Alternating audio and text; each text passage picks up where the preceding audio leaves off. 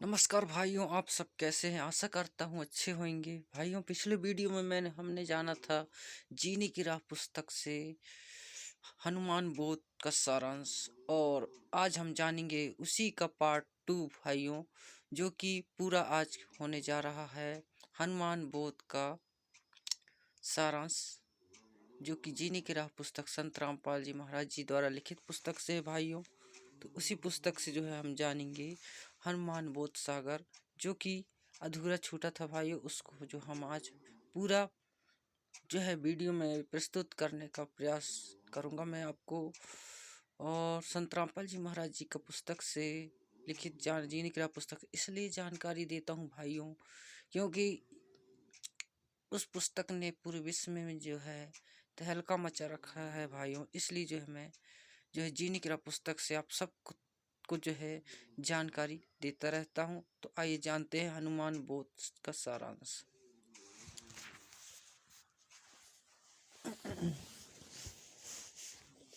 यह है भाई वो जीनी की राह पुस्तक, आप इसे घर बैठे निःशुल्क मंगवा सकते हैं।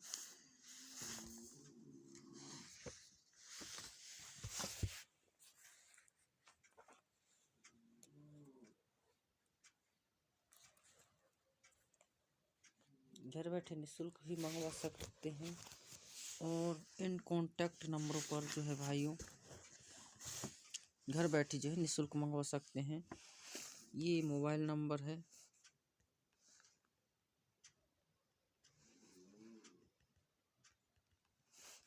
ये कॉन्टैक्ट मोबाइल नंबर है। और आप यदि संत रामपाल जी महाराज जी का सत्संग देखना चाहते थे, इन टीवी चैनल पर जो है आप संत रामपाल जी महाराज जी का सत्संग देख सकते हैं भाइयों।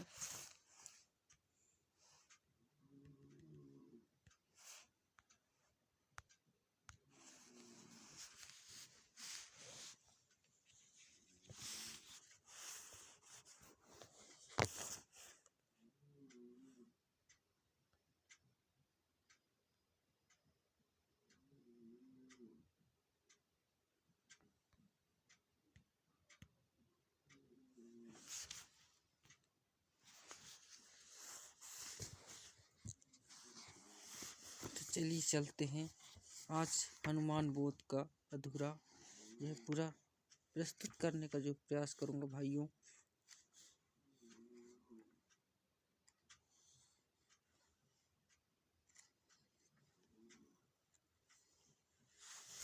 ये है भाइयों, अब पिछली वीडियो हमने जाना था यही अध्याय हनुमान बोध का सारांश, जो कि पेज नंबर 166 से जो है 168 तक का जो है पृष्ठ तक जाना था। आज हम उसी के आधे हिस्से से आगे जानेंगे कि हनुमान ने अपनी दुम की अग्नि से रावण की लंका को आग के हवाले कैसे कर दिया था। अब जानेंगे इसके पश्चात का जानकारी।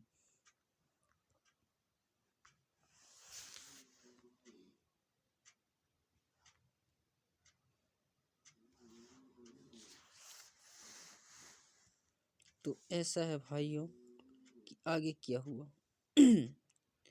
जब हनुमान जी ने अपनी पूछ से जो है लंका को आग के हवाले कर दिया, इसके पश्चात जो है आकाश मार्ग से उड़कर समुद्र पार करके एक पहाड़ी पर उतरे।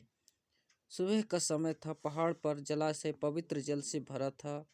पास ही विचार किया, कंगन को एक पत्थर पर रख दिया। स्नान करते समय भी हनुमान की एक आंख कंगन पर लगी थी। लंगूर बंदर आया, उसने कंगन उठाया और चल पड़ा। हनुमान जी को चिंता बनी कि कहीं बंदर इस कंगन को समुद्र में न फेंक दे, मेरा परिश्रम पर पानी न फिर जाए।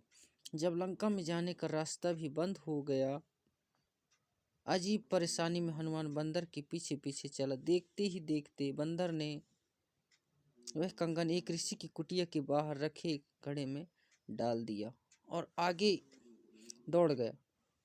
हनुमान ने राहत की सांस ली। कलश में झांक कर कंगन निकालना उठा कर देखे, कोई अंतर नहीं पाया।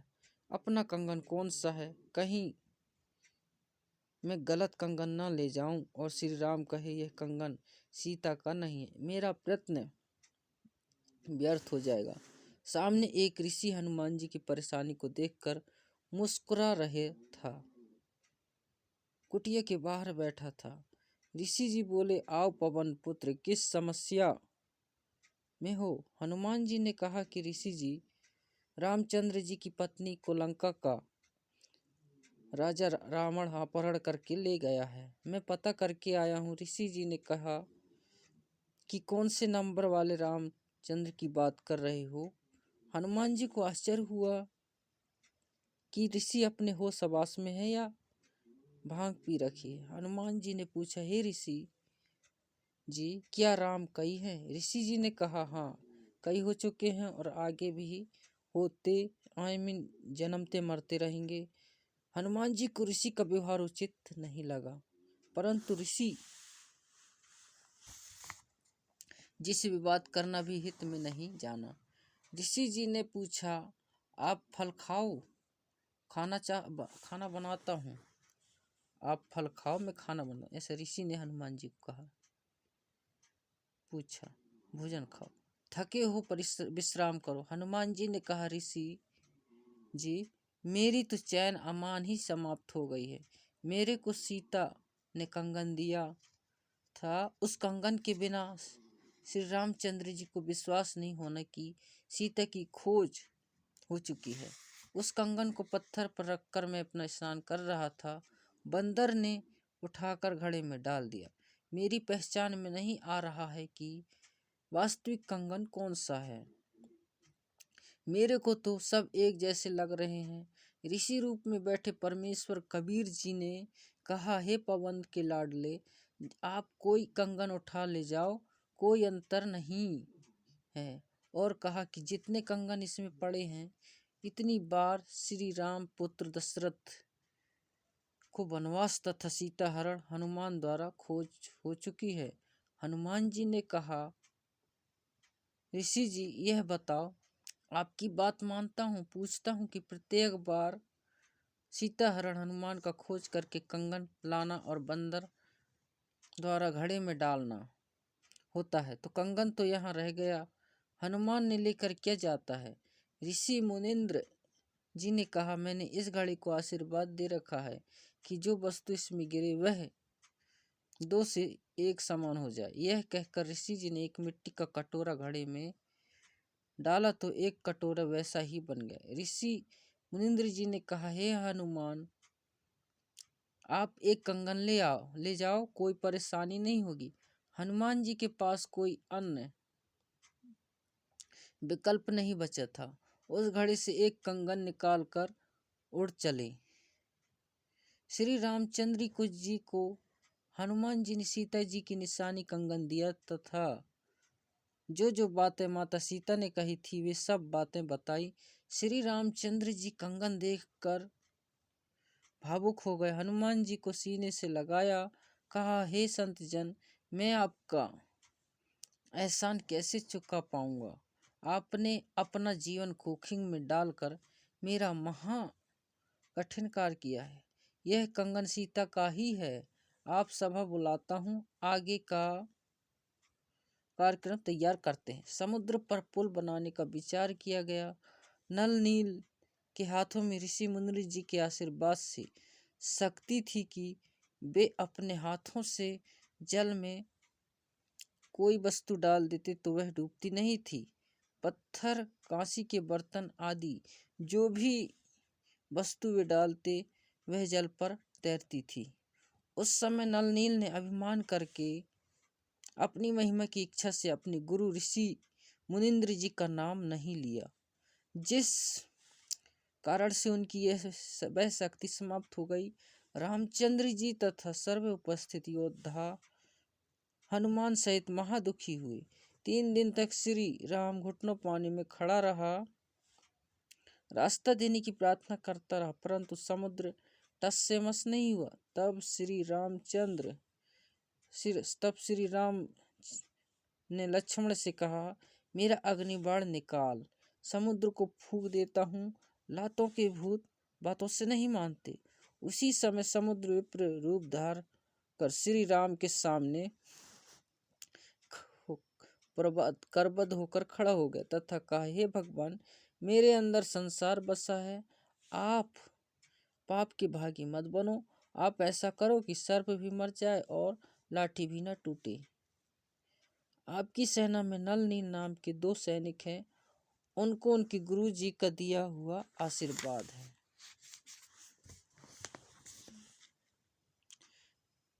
उनके हाथों से भी पत्थर मेरे ऊपर तैर सकते हैं।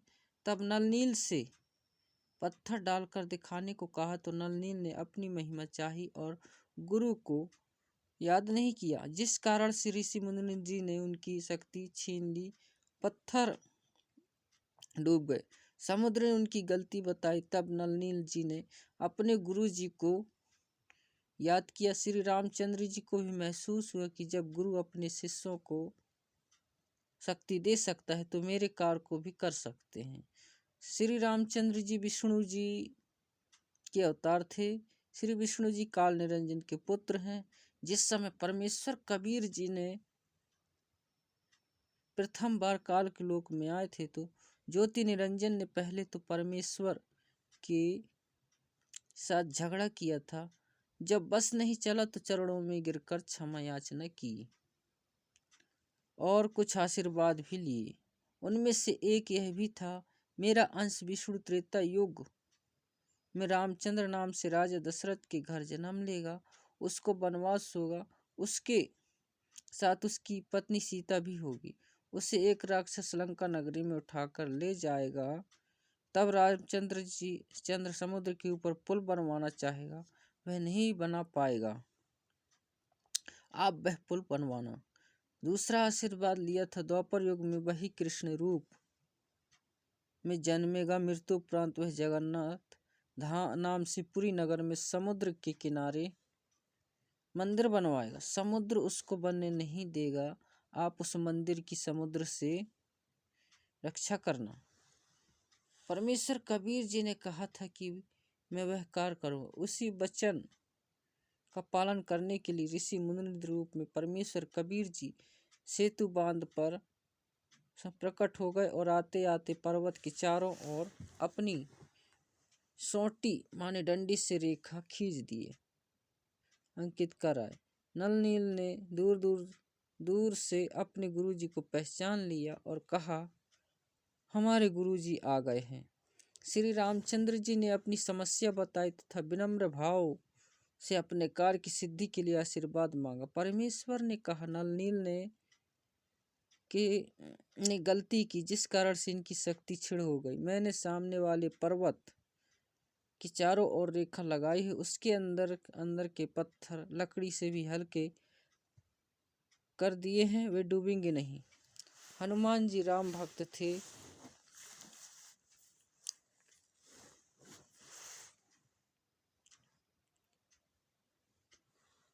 उन्होंने उन पत्थरों पर राम राम लिखा और उठाकर चले और रखा तो पत्थर डूबे नहीं। नल नील शिल्पकार यानी निपुण राज मिस्त्री भी थे, जिस कारण से नल तथा नील ने पत्थरों को तरसकाकर एक दूसरे में फंसाकर जोड़ा था। पहले श्री राम से पत्थर तेरे नहीं, नल नील भी असफल हुए। हनुमान खड़ा खड़ा राम राम ही कर रहा था, चाहता भी था कि पत्थर तेरे, परंतु सब व्यर्थ हुआ। ऋषि मुनिंद्र जी माने कबीर जी ने पत्थर हल्के किए थे, जिस कारण से पत्थर समुद्र में डूबे नहीं थे।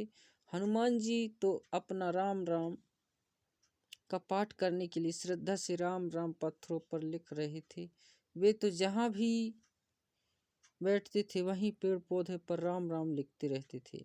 हनुमान जी ने तो श्री रामचंद्र जी पुत्र दशरथ को जानते भी नहीं थे, उससे पहले भी राम राम का जाप किया करते थे।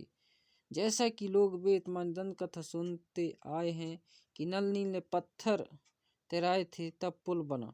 कोई कहता था कि हनुमान जी ने पत्थरों पर राम राम लिखा, जिस कारण से पत्थर तैरे थे। यह भी सुनते थे कि श्री राम ने पत्थर तैराए।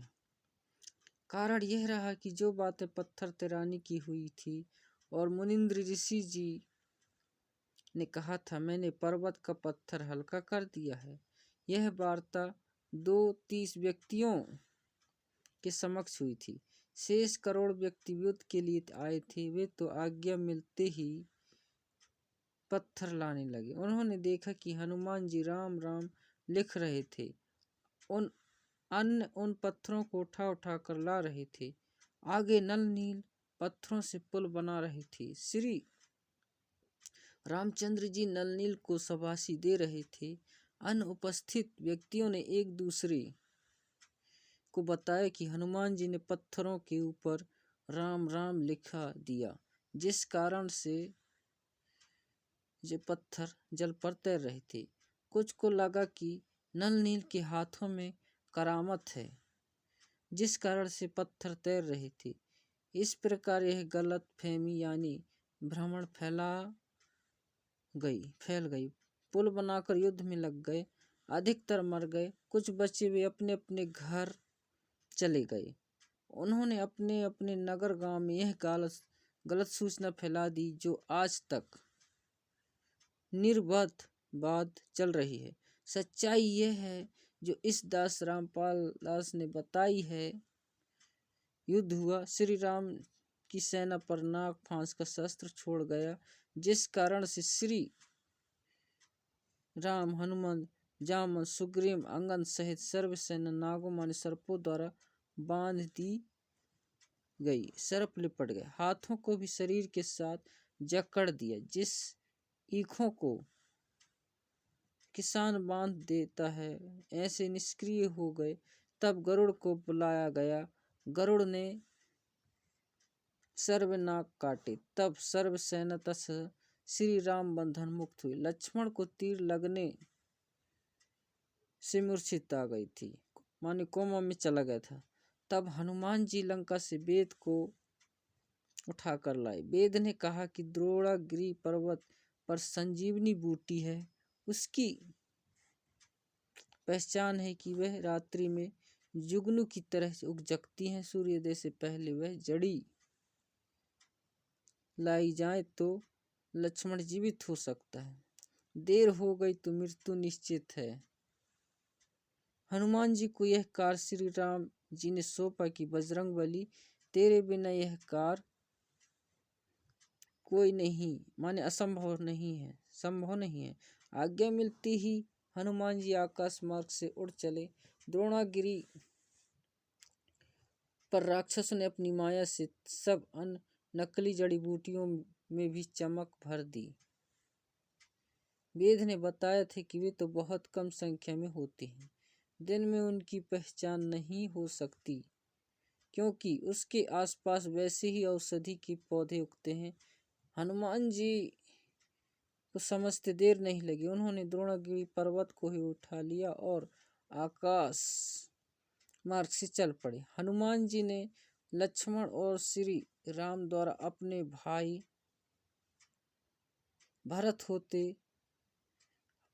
भरत के विषय में बताई। शक्ति खटक रही थी। वे कहते थे कि यदि आज भरत होते तो अकेले रावण को तथा इसके लाख पुत्रों तथा 1.25 लाख माने नातियों माने पोतों को यमलोक भेज देते।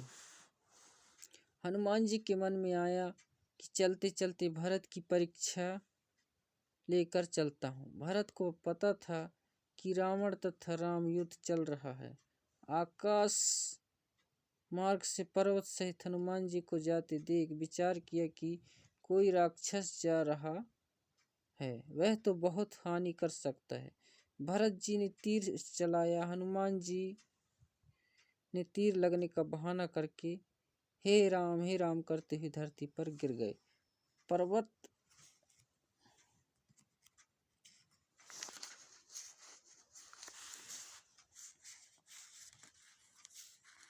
को भी धरती के ऊपर रख दिया।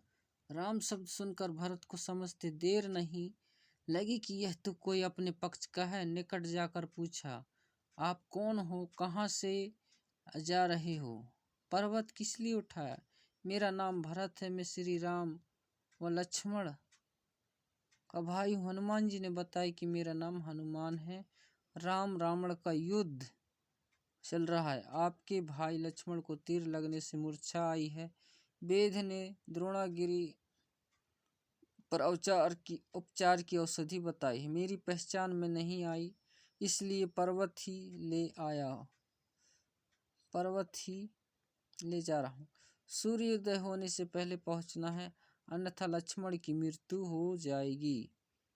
अपने बिना सोचे समझे तीर मार दिया, अब मैं कैसे समय पर पहुंच पाऊंगा। सूर्योदय के पश्चात लक्ष्मण संसार में नहीं रहेगा।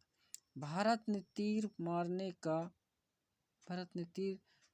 कारण बताया तथा कहा, हे अंजनी के लाल, चिंता ना करो, आप द्रोणागिरी पर्वत को उठाओ और बाण के अग्रभाग पर बैठो। अपने दोनों पैर आगे पीछे करके खड़े हो जाओ। मैं तीर द्वारा अपने आप को पर्वत सहित आपसे भी पहले लंका में भेज दूंगा। हनुमान जी को अपनी शक्ति पर अत्यधिक गर्व था। जमीन पर रखे तीर पर दोनों पैर जांचकर पर्वत के हाथ पर उठाकर हनुमान जी खड़े हो गए। भरत जी ने तीर को हनुमान जी तथा पर्वत सहित धरती से उठाकर धनुष की प्रत्यंच पर चढ़ाने के लिए अपनी छाती के बराबर लाकर छोड़ने लगे तो हनुमान जी को आश्चर्य हुआ कि मेरे तथा द्रोणागिरी के भार को ऐसे उठा ले जैसे केवल तीर ही उठाया है। हनुमान जी ने कहा, हे दशरथ के लाल, मैं तो आपकी परीक्षा ले रहा था। मैं स्वस्थ हूं, मैं स्वयं उड़कर समय से पहले पहुंच जाऊंगा। आपकी प्रशंसा आपके दोनों भाई किया करते थे। यदि भरत होता तो अकेले ही रावण तथा रावण की सेना के लिए पर्याप्त था। मेरे को उनकी बातों पर विश्वास नहीं हो पा रहा था।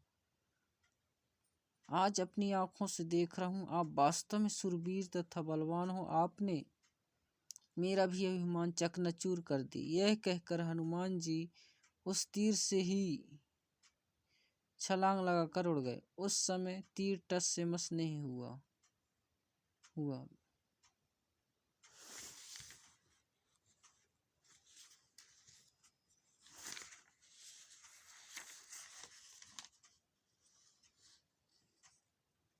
ठीक है भाइयों, फिलहाल अभी के लिए इतना ही। अगली वीडियो में जाने विचार करने की बात से आगे भाइयों पृष्ठ पर। वीडियो लंबा होने के कारण भाइयों जो है अभी यहीं तक ही इस वीडियो को जो है विराम देते हैं। अगले वीडियो में जानेंगे विचार करने की बात से। ठीक है भाइयों, वीडियो पसंद आए तो लाइक शेयर कमेंट जरूर करना भाइयों कि वीडियो कैसा लगा। ठीक है भाइयों, तब तक के लिए नमस्कार।